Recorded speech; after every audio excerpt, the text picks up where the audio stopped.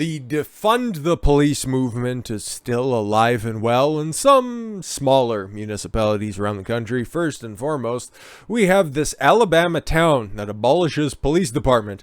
Why? Police brutality problem, a whole bunch of corruption that's running through. Like, what are we dealing with here? After an officer's slavery text services, he was telling a joke to a friend. Oh wow, this is where we're at right now. An entire police department gets gutted because of a joke, and it wasn't even that spicy of a joke. Okay, like, we're gonna get into it, but again, getting rid of law and order because somebody theoretically got upset about something that hasn't been in practice in just about 200 years at this point. Wow, really combating racism there, I guess, because a white person took offense at a joke that no slave ever had the opportunity to hear, and if they could read it off of a cell phone, they probably would have just thrown it away because what is that magic piece of glass doing? And why does it keep buzzing and shaking? You're scaring me. Small Alabama town disbanded its police department over a racist text message allegedly sent. Abolish the police department. Take a concrete action based on an alleged text message. In case you didn't think, like, this is so fucking preposterous. Like, it's impossible to really put it in terms. But again, okay, disbanded their police department over a racist text message allegedly sent by an officer on the force. Oh my lord. Vincent City Council voted to shutter the department and sack Police Chief James Srigley. Oh yes, a white supremacist, I'm sure. And Assistant Chief John L. Gross on Thursday during a heated meeting. Alabama.com reported, "We passed a resolution with intent to pass an ordinance to disband the police department," Mayor James Lattimore said. I was fully anticipating it was going to be a woman who did this. The move comes after city officials confirmed a racist text by an officer that surfaced on social media last week, the outlet reported. Who outed this text message? Like, it's not even like a hilarious joke by any means, okay? It's pretty fucking tame. Like, if your friend sent you, what do y'all call a pregnant slave? Well, I could think of something. Question mark, double question mark, BOGO, buy one, get one free. Like, oh, okay, cool. You would just look at that, you would read it and be like, huh, and you just throw your phone back. Okay, put it back on the charger. It's so whatever, like, it doesn't even register. A town which has a population of less than 2,000 people won't be left without any law enforcement, as the county sheriff's office said it will step up to help. So, okay, you get rid of local law enforcement only to federalize it. Cool, wonderful, fantastic. Globalism in action, I guess, at a really microscopic level. And maybe they'll just restaff the department, like, I don't know. But again, over a text message that people theoretically got upset about, people are sad at words that weren't directed at them, which have no impact on real-world events. So get rid of people's careers. What? Why are we here? The Shelby County Sheriff's Office says it condemns the officer and it stands with the city of Vincent in providing emergency law enforcement related services to its citizens at all times. But what about the blacks, though? Yeller reported, citing a release of the office. Like, he didn't even say black slaves or anything like that. He could be talking about, Jews. Northern European countries that were enslaved by the Southern European countries, many more slavery that persists to this day in the Middle East, what happened with Native American, like, what are we talking about in specific? But no, it was racist because you know. During Thursday's city council meeting, city councilman Corey Abrams said, "This has torn the community apart." Fucking a half dozen words. Oh my god, I'm sure they can probably withstand this. You talk to anybody that's out there, it's like, yeah, the police department's gone. What? Why is that? A text message. Must have been really bad, huh? And probably looked at the joke and was like, huh. That's funny. It doesn't matter what color we are as long as we do right by people. Yes, a private conversation that was shared between two people, which again, do we even know who sent the message? Do we even know who received the message? How did that screen cap get let out there? I want to look at the demographics of this little city because there's 2,000 people and it gets demographied as a city. That's odd. All right, we got Vincent, Alabama demographics. We're doing it live. Fuck it. Median age, 43-year-old. It just kind of looks like a retirement community. Okay, male to female ratio, just about 1-to-1. All right. Married, 54%. Okay, family with kids. English-speaking population, 99%. Yeah, that's all the numbers that we know. It looks like you can get a mortgage in the place. And it looks like there's, wow, a lot of nice properties, okay, that you can get. Trailer costs $300,000. You guys are out to fucking lunch, if you ask me, but $499,000 for that place. That looks pretty nice. It's got a shed outside, which used to house the slaves that tended to the property. Oh no, my YouTube channel is going to get disbanded. But don't worry, there's another police department that decided to scuttle their forces. Not for quite as an absurd reason as previously discussed. No, this has to do with a Karen that took over and wanted to instill a bunch of woke policies, and the officers were like, nah, take them. Yeah, you can police by yourself. Fuck off. Small town cops are quitting en masse as police come under more scrutiny. What do you mean by that, Time? I got a nice little article here, and I know a little bit about this story, so see if I can fact check this or at least provide the proper context in real time. When all 5 full-time police officers in tiny Kenly, North Carolina handed in their resignation last week, citing conflicts with the new town manager. Oh boy, and she's a treat. It made national news, but Kenly isn't alone. Earlier this month, the police chief and only 2 officers in Springfield, Colorado, a town of 1,325 people, resigned from the force. Oh, so we got another one. Hey, it's a 2-for-1 special. Better not text anybody about that. We could lose our jobs over it. The chief, Katarina Martin, cited personal reasons for the decision, while the 2 other officers decided to take their positions somewhere else. I'm sure she was probably a delightful lady. On Monday, 5 police officers and their chief resigned from Latta Police Department in South Carolina, which local media reported could be tied to the controversy around the mayoral election in the town of 1,300 people last November. All right, the situation in Kenly, which is about 35 miles southeast of Raleigh, is perhaps the most clear-cut example of politics and policing causes the resignation of officers.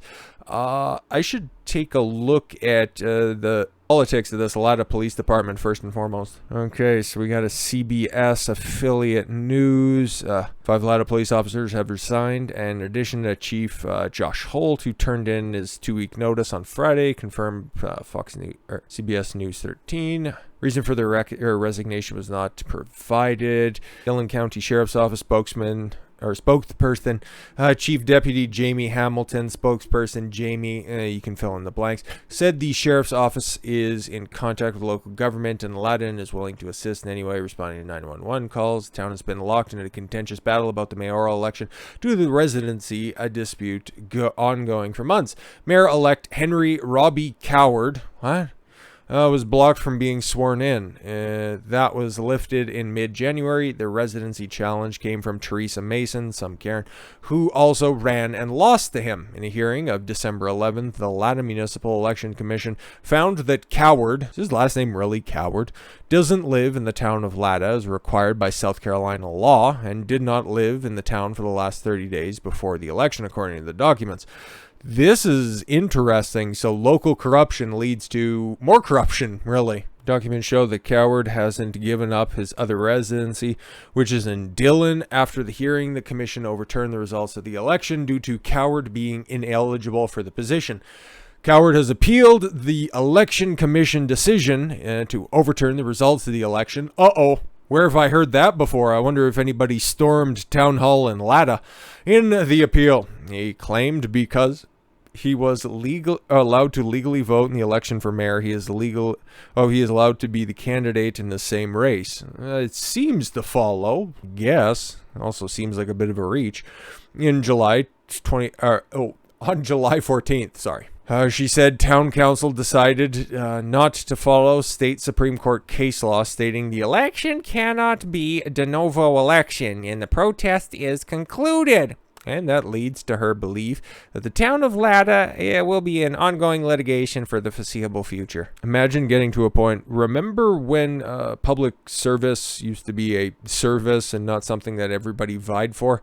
That's interesting. I hate both of these people. They should just be locked to a fight to the death for a decision on who's going to be the new mayor. So yeah, little small town politics are fucking corrupt, dude. Let's focus on Kenley, because that's the one I was anticipating on talking about, but it was good to add proper context to that one.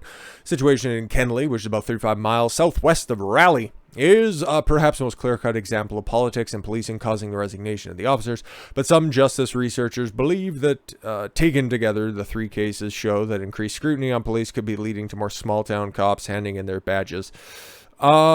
Increased scrutiny or higher politicization and therefore stricter, more social justice-y type policies taken over. Tomato, tomato, right?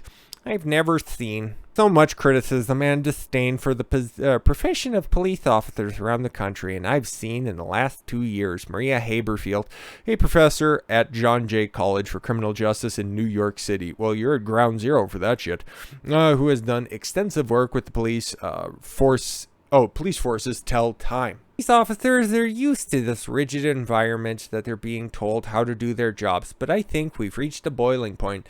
Yeah, no, exactly. Go out there, do your job. It's highly stressful, but then again, at the same time, you need to understand that systemic racism and people have been beaten by the cops before, so you're all bastards and you need to be taking this brainwashing training. Yeah, no thanks. I think we'll just turn in our badges and go work private security where we don't need to deal with all this shit. Where's everybody going? Why is law and order going down? We hate the police. Boo, defund the police. Fuck off. These resignations came at the time when the question about how police go about their jobs have become a sticking point for many citizens. Oh, fuck. I hate time. I hate time so much. In the wake of the murder of George Floyd in Minneapolis, murder, overdose, take your pick. One side argues that police are not serving their communities well under current policing models.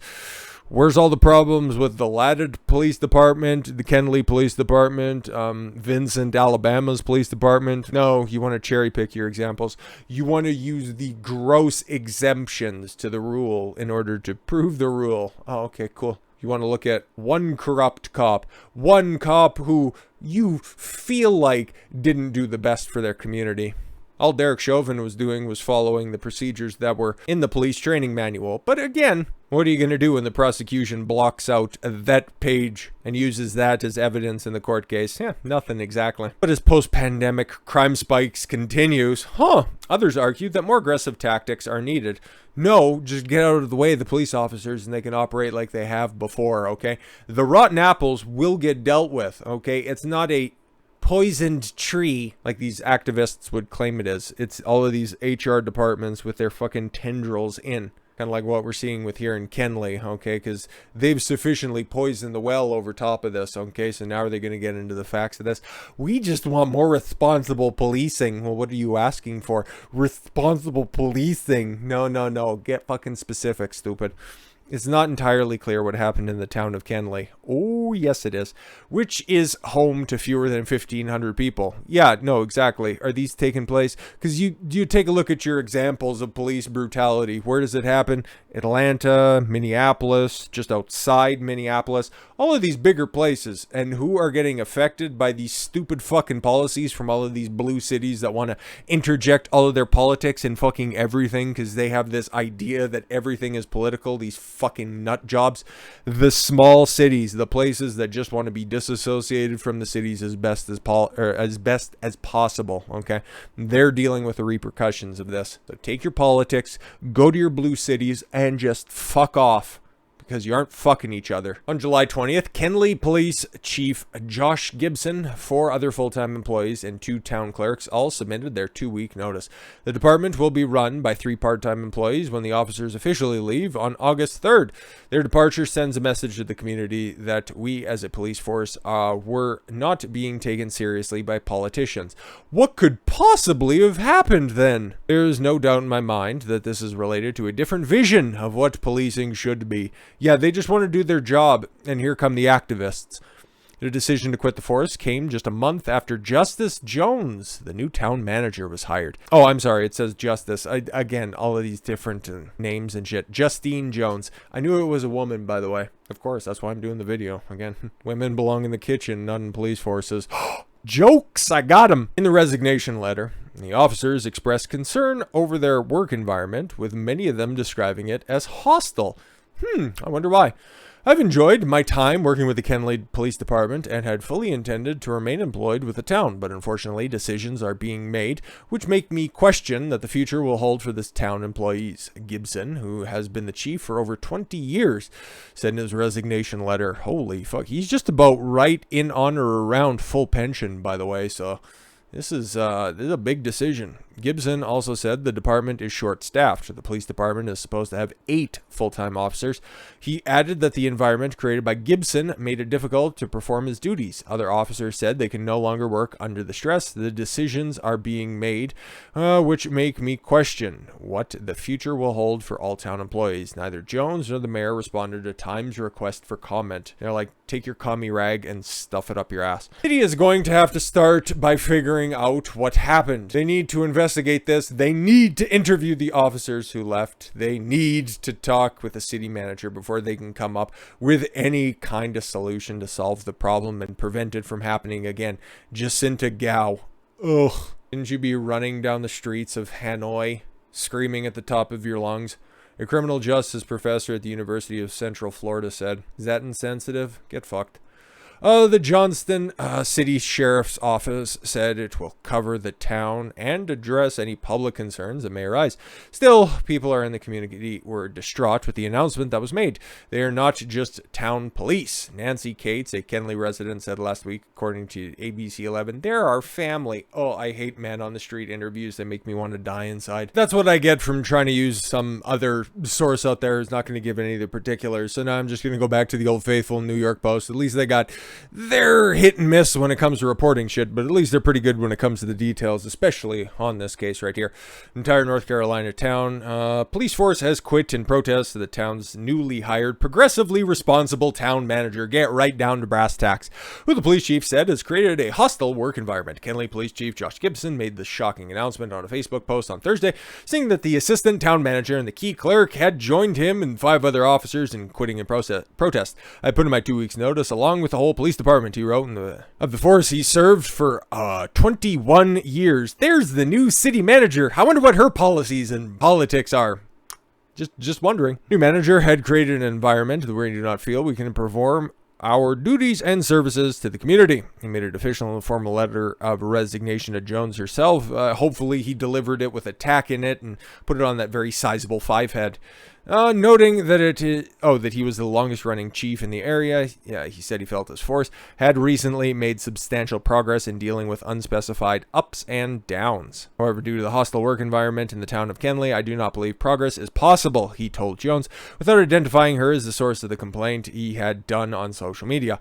Neither the post nor his letter spelled out the specific grievances the officers had against Jones. However, the exiting police chief told WRAL that he would consider staying if Jones was dismissed. Listen, you can have all of our lovely police officers, or you can have this progressive cunt who's just going to be here and cause a lot of fucking problems for people. It's your decision ultimately at the end of the day. Okay, he's going to get some form of engine out of his hard work and service, but it's of course your decision after all. And yeah, no, this was posted before the Time article, so we see what happened there. You can't fire a black woman. They're virtually untouchable in today's society.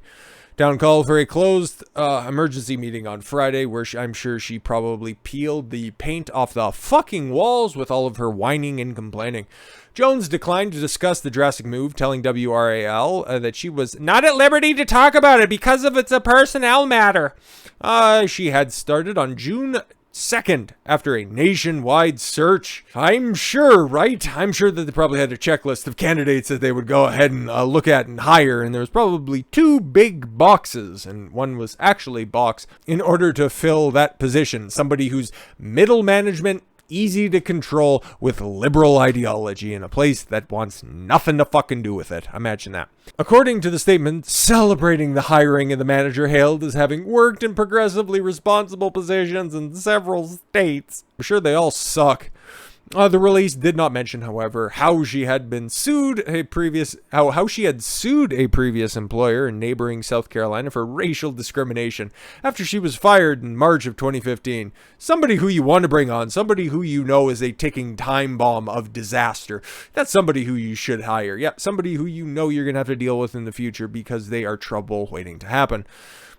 She accused Richland County leaders of hostile treatment. How the turntables have turned tables.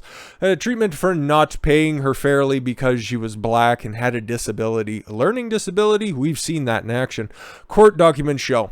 She also accused the county of discriminating against her because she was a whistleblower who reported serious fraud, wrongdoing, and violations of the law. Why would you bring this bitch on? You knew all of this stuff beforehand. Oh, we know exactly why he brought her on. That's why. The lawsuit was voluntarily dismissed in April of 2017 after it was settled, I would imagine, without elaborating on why. No, can't possibly think so. It looks like somebody probably stuffed their pockets and ran. Before being hired by Kenley, she listed herself as principal CEO of her own consulting company. Oh, great. A World of Mouth Real Time, her LinkedIn shows. I just want to... looking for things that probably encompass the world of real time, or the mouth real time. I got something that might be able to fit in there. Anyways, meanwhile, Johnson County Sheriff Steve Bizzell assured WRAL that the deputies would be stepping up to cover the missing Kenley cops. Dude, this is what I've been saying for a long time. You want to continue to put in these fucking policies instead of being like Ben Shapiro and say, just keep your head down and you can just do your job, you can get your degree, and you can get outside of the institution and you make your changes outside of that. Instead of just capitulating to all this fucking nonsense, stand up, put your nuts on the table, and then let everybody else fucking deal with the aftermath. Is you don't have to go along with any of this shit. You seen it play out in 5 different places, okay? Let these woke motherfuckers deal with their own problems, okay? It's their bed, they made it, they can lie in it. And with all that said, thank you all very much for the gift of your time. I've been Don Consuelo, and I want you to follow your gut and get after it. Take care, everyone.